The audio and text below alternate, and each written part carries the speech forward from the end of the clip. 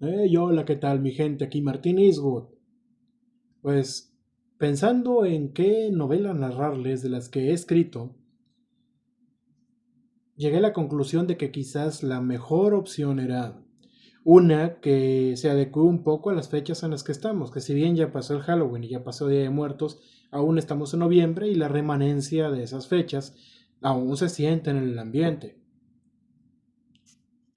Así que mejor que hablarles, narrarles, mejor dicho, una historia que tenga que ver con esas criaturas que regresan a la vida, de esos muertos que regresan a la vida para devorar a todos aquellos que se le cruzan en el camino. Y si bien sonará algo cliché esta historia, porque tal cual su título es una historia más de adolescentes contra zombies, aún no la he terminado, pero si esta lectura que les haga tiene el suficiente eco para que la gente quiera saber más de esa historia, pues me pondré a la tarea, me daré a la tarea de terminarla, de escribir más capítulos y terminarla porque lo que escribí sí me gustó bastante y quiero compartírselos en esta ocasión. Así que, damas y caballeros, les presento una historia más de adolescentes contra zombies. Hoy no se alcanza a ver aquí, ¿verdad? Qué mala onda. Bueno, aquí no se alcanza a ver. Pero se los voy a leer. Si no se ve, que le escuchen.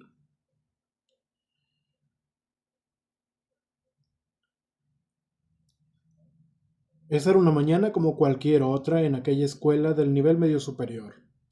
La verde vegetación de los jardines, tanto de la periferia como del interior de las instalaciones, hacía más fresco el ambiente que respiraban los estudiantes. En pleno centro de García, Nuevo León, la preparatoria 19 era la opción por excelencia para los adolescentes de aquel alejado municipio del área metropolitana de Monterrey. Que el municipio ya formara parte del área metropolitana era solo en el papel, pues las distancias entre la capital del estado y García aún disuadían a cualquiera que pensara estudiar en alguna de las escuelas de Monterrey, San Nicolás o Escobedo.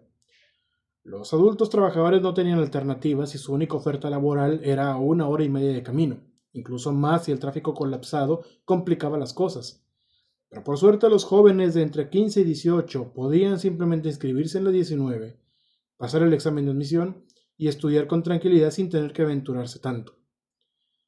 Dentro de los altos muros de piedra y ladrillo de la preparatoria 19 se llevaban a cabo las clases y actividades educativas del periodo previo a las vacaciones de verano de ese año. Lo que más apuraba a los estudiantes era no dejar materias en segunda o tercera oportunidad para así disfrutar sin presiones de largo descanso por venir y no tener que interrumpirlo volviendo a las aulas a presentar o de plano cursar clases extra. O bueno, apuraba a muchos, no a todos. Había a los que les daba igual presentar segundas, terceras, llevar de nuevo el curso en vacaciones o arrastrar las materias pendientes en un nuevo semestre. Artemisa Torres era del primer tipo de estudiantes.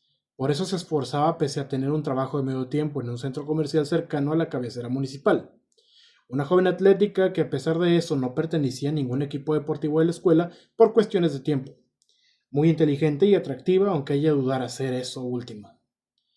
Creía que sus grandes anteojos le bajaban puntos en cuanto a belleza se refería. Su cabello negro y largo lo peinaba en dos coletas y aunque era sociable, prefería tener un reducido grupo de amigos entre los que la mayoría también trataban de no dejar segundas. Ella era consciente de que debía cuidar la economía de su familia, no estaban para pagar exámenes extras solo porque descuidara los estudios. Sus amigos simplemente no deseaban dejar materias porque eso les quitaría tiempo de vacaciones que preferían usar para ver anime o pasear de aquí para allá. Ella se juntaba con los otakus de la prepa, porque ella mismo de hecho era una. En esta era posterior a la pandemia de COVID, el mundo había cambiado. Gustar del anime y de otros productos de la cultura japonesa o coreana ya no era visto tanto como algo de raros. Incluso hasta los pandilleros de la escuela veían alguno que otro anime y jugaban videojuegos. Y hablando de pandilleros, esos eran el lado opuesto de Artemisa y sus amigos con respecto a promedio y materias. A ellos no les importaba saltarse clases, reprobar exámenes parciales y tampoco reprobar los indicativos. Para nada. Sus padres pagaban por tenerlos ahí y eso se tenían. El tiempo, el tiempo en preparatoria era para pasarla bien, ya se preocuparían cuando tuvieran que trabajar. Benjamín Gutiérrez era el típico alumno problemático que no entraba a clases, se peleaba a golpes a cada tanto y tenía más de 5 chicas suspirando por él. En ese momento, el joven de cabello negro y corte moderno que emulaba al de algún jugador titular de los Tigres, se hallaba con dos de sus amigos en el patio trasero cerca de las bancas de la cancha de básquet.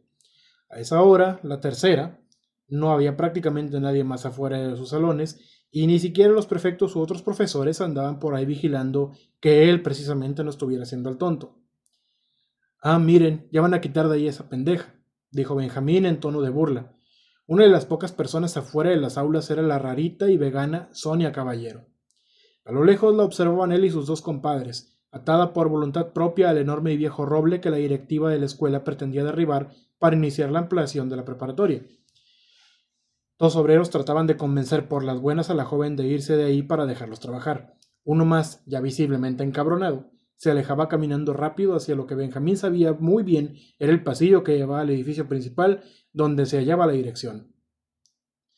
Nadie del personal docente había impedido que Sonia protestara, ni que entregara volantes o recolectara firmas para intentar salvar el árbol, y obviamente casi toda la prepa mandó a la chingada a la progresa.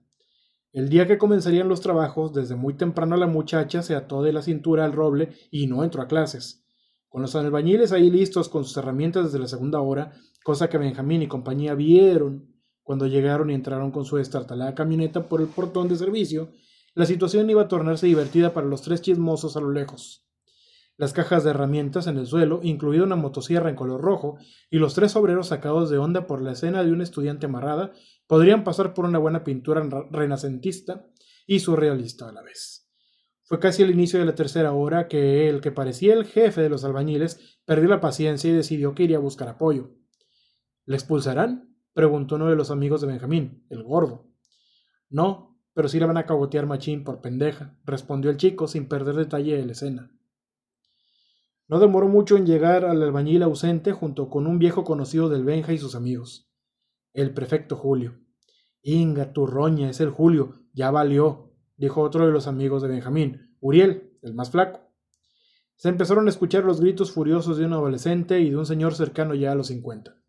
Eso era música para los oídos de los tres vagos. Llegaron otros dos prefectos, el prefecto Luis, que era un poco más buena onda y más joven, y la prefecta Karen, que pese a rondar los 40 y tantos seguía siendo la protagonista de las fantasías de muchos alumnos.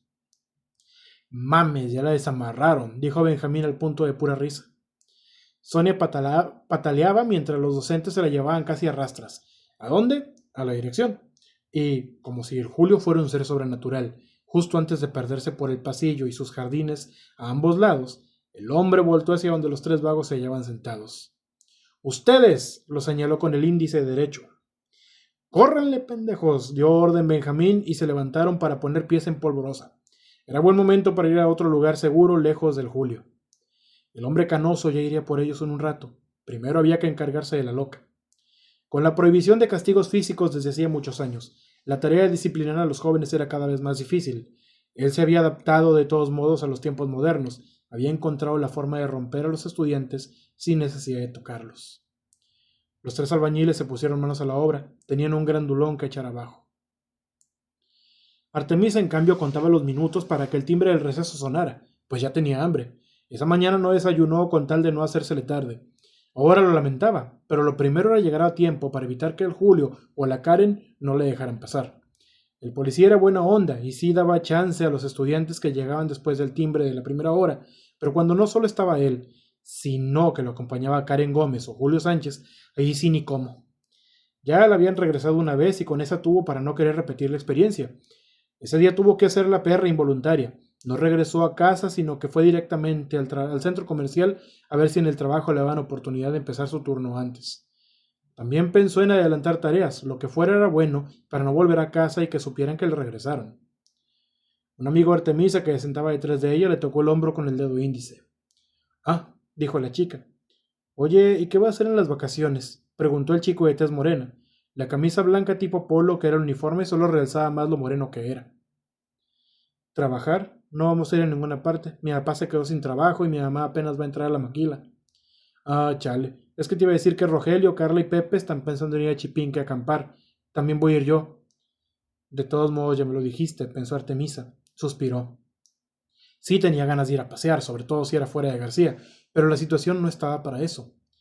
En ese momento daba clase la maestra Pamela, profesora de biología. Era además la asesora del grupo 4 del segundo semestre, en el que Artemisa y Mario estaban. La mujer, luego de ponerlos a leer la página de 30 a la 35 del libro, se puso a revisar su celular, cosa que si veía a los alumnos hacerlo, se los confiscaba. Esa distracción aprovechó Mario para platicar en voz baja con su amiga.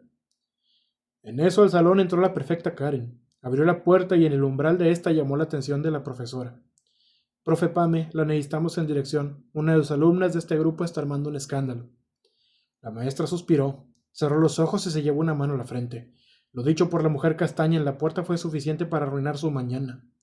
Los murmullos del resto del salón no se hicieron esperar. Sabían quién era la alumna escandalosa. No la vieron entrar al salón en la primera hora, pero sí vieron que llegó a la escuela.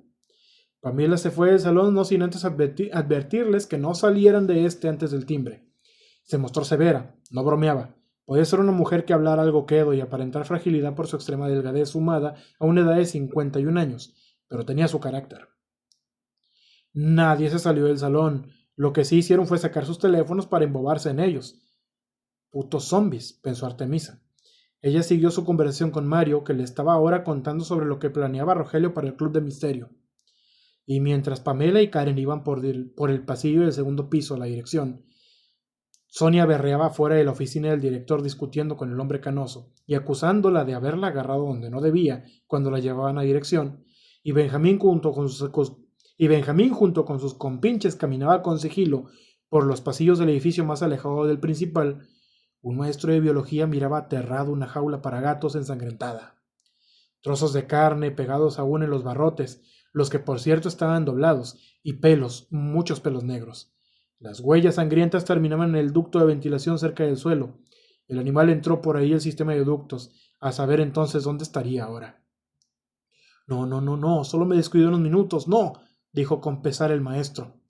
A esa hora ningún grupo tenía clase en el laboratorio, por lo que nadie vería lo que él, Lautaro Reyes, tenía escondido en el cubículo trasero de aquella gran aula acondicionada como laboratorio. De esa puerta solo él tenía llave, porque era el encargado del mismo. Ni Pamela Villaseñor, ni Ernesto Trejo, los otros dos docentes que impartían la materia, podían entrar al cubículo. Había aprovechado la libertad de cátedra para aludir que llevaba a cabo experimentos que le servirían para sus clases a los alumnos de cuarto semestre que pretendían ir a ciencias biológicas en Ciudad Universitaria. Por ende, necesitaba discreción en ello, pues los otros dos solo daban clase de biología a los alumnos de nuevo ingreso y hasta tercero. Lautaro, al ser doctor en biología molecular y al haber trabajado en la industria privada, tenía el privilegio de impartir a los alumnos que ya estuvieran en último semestre, en el que se definía todo su futuro. Nunca había estado más aterrado en su vida que en ese momento. Hay un maldito gato muerto que ahora está vivo otra vez, en los conductos de ventilación. No puedo decir eso. Se acercó a su computadora y comenzó a hacer un respaldo de la información guardada en el dispositivo. Luego, con la cámara de la computadora, comenzó a grabarse a sí mismo. Si alguien ve esto, quiero que sepan que lamento que las cosas hayan salido así. No pensé que el compuesto Revival fuera, además de reactivar las células cerebrales de este sujeto de prueba, 22B, a dotarlo de la fuerza necesaria como para escapar de su jaula. Si mis cálculos son correctos, hace 5 minutos la oportunidad de salvar la escuela se perdió. Y sale de la escuela, con cada hora que pase, la oportunidad de salvar la ciudad, o incluso el país, se va haciendo más remota. Tras decir esas palabras, a lo lejos se escucharon los primeros gritos. Y bueno, mis amigos, este ha sido el prólogo de esta historia llamada Una historia más de adolescentes contra zombies. Si ven que tiene influencias en alguna serie que salió hace poco, que es coreana, o en alguna serie de anime de hace ya varios años, es porque sí hay una muy grande influencia de ellas, pero dándole el toque mexicano, dándole el toque de ambientarse aquí en Nuevo León, con personajes que son más como lo que tú y yo conocimos cuando estuvimos en preparatoria, o lo que los chicos actuales conocen cada que van y entran a las aulas.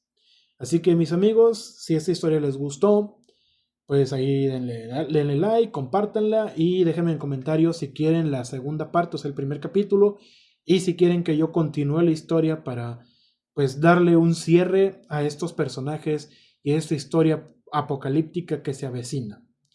Damas y caballeros, por mi parte esto ha sido todo. Nos vemos, hasta la próxima.